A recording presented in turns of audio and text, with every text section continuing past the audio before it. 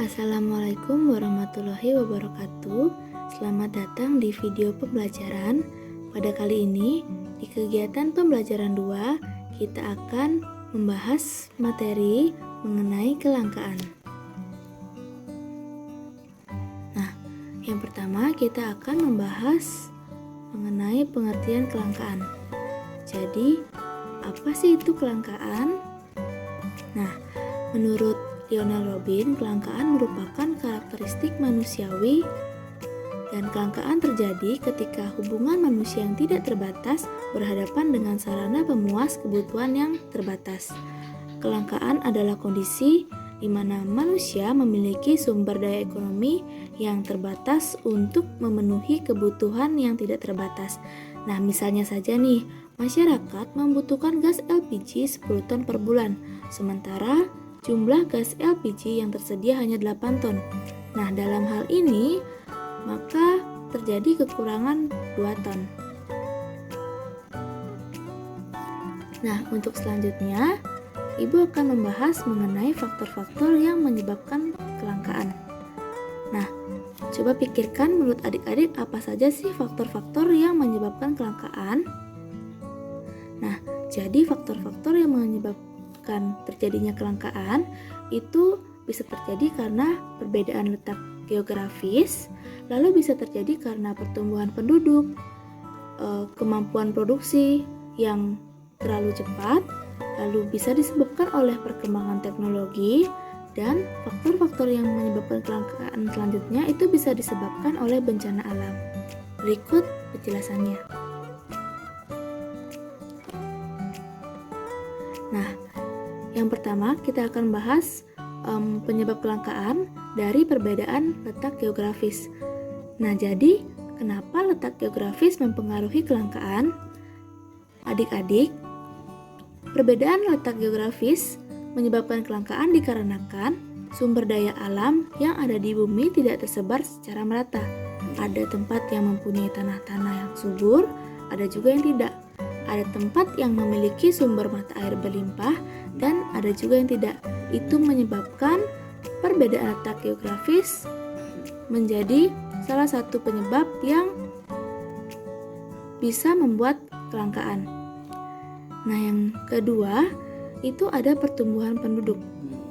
Nah, jadi menurut Thomas Robert Malthus, seorang ekonom asal Inggris, menyatakan bahwa pertumbuhan penduduk yang lebih cepat dibandingkan dengan pertumbuhan produksi akan menyebabkan kelangkaan. Nah, banyaknya penduduk berarti lebih banyak kebutuhan yang harus dipenuhi. Jadi, kalau pertumbuhan produksinya hanya sedikit, tidak akan mencukupi kebutuhan yang tadi. Lalu, selanjutnya itu penyebab kelangkaan disebabkan oleh kemampuan produksi.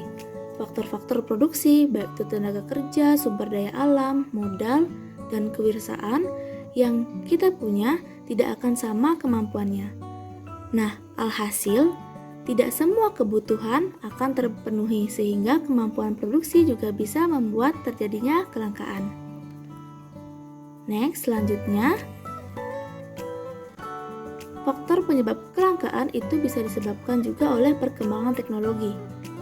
Di negara maju, perkembangan teknologi terbilang lebih cepat dibandingkan negara berkembang. Ini berpengaruh terhadap terpenuhinya kebutuhan masyarakat. Teknologi yang rendah pastinya hanya mampu memenuhi kebutuhan yang lebih sedikit dibandingkan teknologi yang tinggi. Dan yang terakhir, ada bencana alam.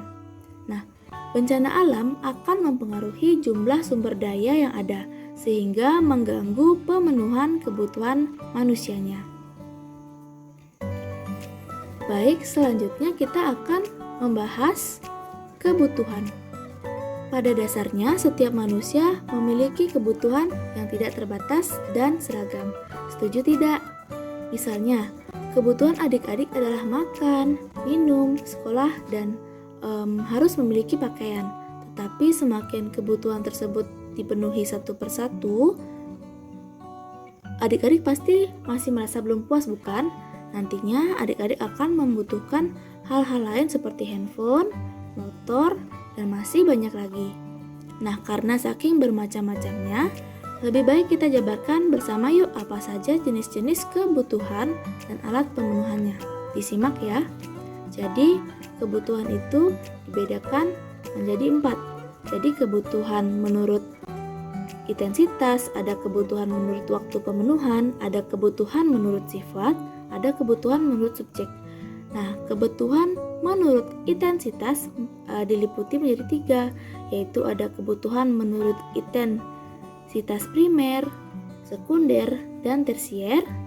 Lalu kebutuhan menurut waktu pemenuhan itu meliputi 4 bagian, yaitu kebutuhan menurut waktu pemenuhan sekarang, waktu pemenuhan akan datang, waktu pemenuhan tidak terduga, dan waktu pemenuhan sepanjang waktu. Selanjutnya, kebutuhan menurut sifat itu ada 2, yaitu kebutuhan menurut sifat jasmani dan rohani. Dan yang terakhir, kebutuhan menurut subjek itu ada kebutuhan menurut subjek individu dan subjek umum. Nah, lalu kita akan membahas faktor-faktor yang mempengaruhi kebutuhan. Jadi faktor-faktor yang mempengaruhi kebutuhan itu ada dari faktor pendidikan, ada juga dari faktor lingkungan, bisa juga dari kondisi alam, adat istiadat, baik itu adat istiadat dimanapun, itu mempengaruhi faktor-faktor kebutuhan adik-adik. Lalu perkembangan zaman juga mempengaruhi faktor-faktor kebutuhan. Setelah itu ada faktor pendapatan dan agama. Selanjutnya yang kelima, kita akan membahas mengenai alat pemenuhan kebutuhan. Nah, jadi setelah adik-adik mengetahui macam-macam kebutuhan, maka adik-adik harus tahu bahwa semua kebutuhan adik-adik itu bisa dibagi menjadi 2 jenis. Nah, yang pertama, melalui barang yang berwujud dan bisa dilihat atau dirasakan. Dan yang kedua, melalui jasa yang wujudnya tidak bisa dilihat tapi manfaatnya terasa. Adik-adik bisa memberi contoh barang dan jasa.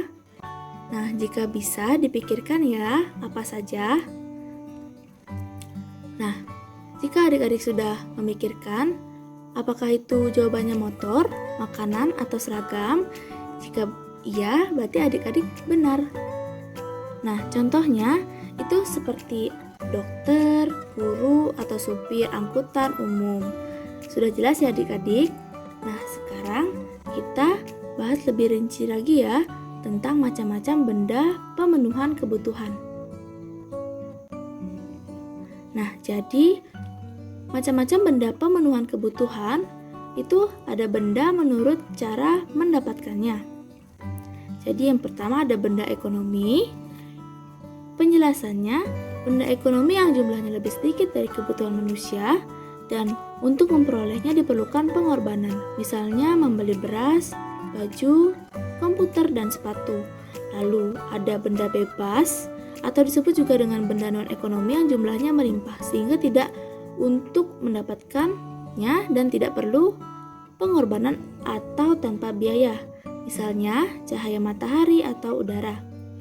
Nah, yang ketiga itu ada benda ilit. Jumlahnya sangat berlimpah sehingga cenderung dapat merugikan manusia. Contohnya menggunakan tabungan air hujan untuk mencuci motor.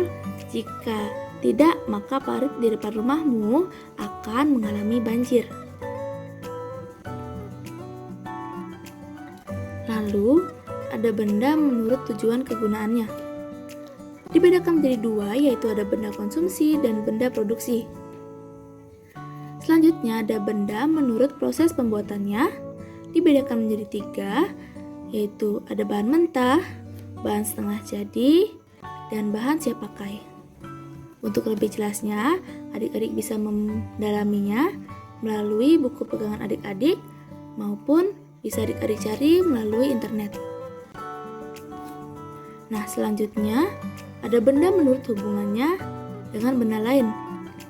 Dibedakan menjadi 2, yaitu benda komplementer dan benda substitusi.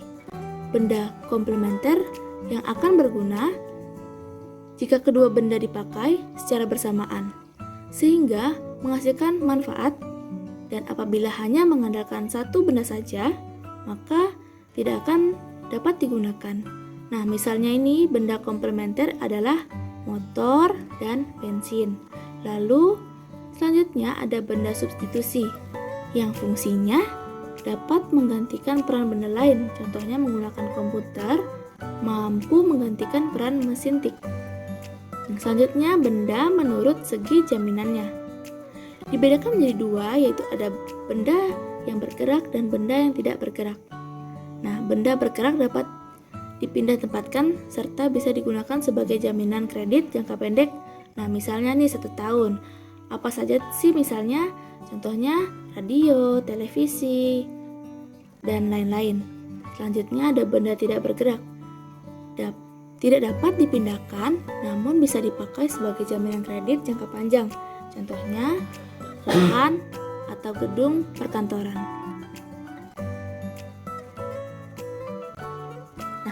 Selanjutnya, kita akan membahas kegunaan alat pemenuhan kebutuhan. Jadi, menurut A.J. Myers, kegunaan alat pemenuhan kebutuhan dibedakan menjadi kegunaan bentuk, kegunaan tempat, kegunaan waktu, dan kegunaan milik. Kita bahas yang pertama, kegunaan bentuk. Nah, kegunaan bentuk adalah kegunaan yang muncul setelah suatu barang diubah bentuknya. Contohnya adalah papan, paku, cat, pelitur yang diolah menjadi meja, kursi, dan lainnya. Lalu yang kedua, kegunaan tempat.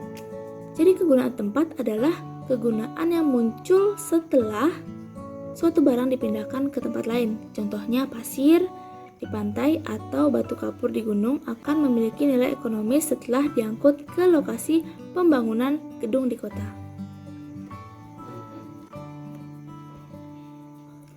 Nah, selanjutnya kegunaan waktu. Kegunaan waktu adalah kegunaan yang muncul ketika tepat waktunya. Contohnya apa, ayo adik-adik? Contohnya tabungan pendidikan yang telah disiapkan sejak jauh-jauh hari menjadi berguna ketika saatnya membayar biaya pendaftaran sekolah. Yang keempat, itu ada kegunaan milik. Adalah kegunaan yang muncul ketika barang dimiliki. Contohnya, komputer yang ada di toko akan berguna setelah pembeli membayar dan memiliki barang-barang tersebut sehingga dapat digunakan. Nah, sampai di situ adik-adik paham. Sekian penjelasan dari Ibu. Terima kasih.